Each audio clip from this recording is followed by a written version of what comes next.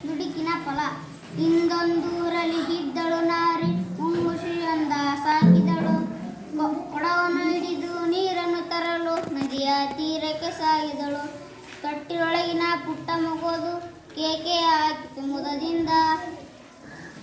ಮುಂಗುಸಿ ನೋಡಿತು ಹಗ್ಗದ ಗುಂಟ, ಸರಿತಲಿದ್ದ ಹಾವೊಂದ. ಹಾವನ್ನು ಕಂಡು ಮುಂಗುಸಿ ತಾನು ಸರಸಕ್ಕೆ ಏರಿತು ಹಗ್ಗವನು. ವೈರಿಯ ಹಿಡಿದು ಹಲ್ಲಲಿ ಕಡಿದು ಮಗುವಿನ ಪ್ರಾಣವನು. ನೀರಿಗೆ ಹೋದ ನಾರಿಯು ತಾನು ಮರಳಿ ಬಂದಳು ನದಿಯಿಂದ.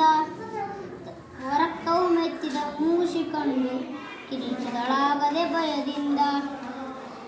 ಮಗುವನ್ನು ಕೊಂದಿದೆ ಮುಂಗುಸಿ ಎಂದು ಭಾವಿಸಿಕೊಂಡಳು ಮನದಲ್ಲಿ.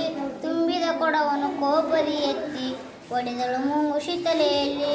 ಕಿಲಕಿಲ ನಗುವ ಮಗುವನ್ನು ತಾನು ಒಳಗಡೆ ಕಂಡಳು ತೊಟ್ಟಿಲಲ್ಲಿ.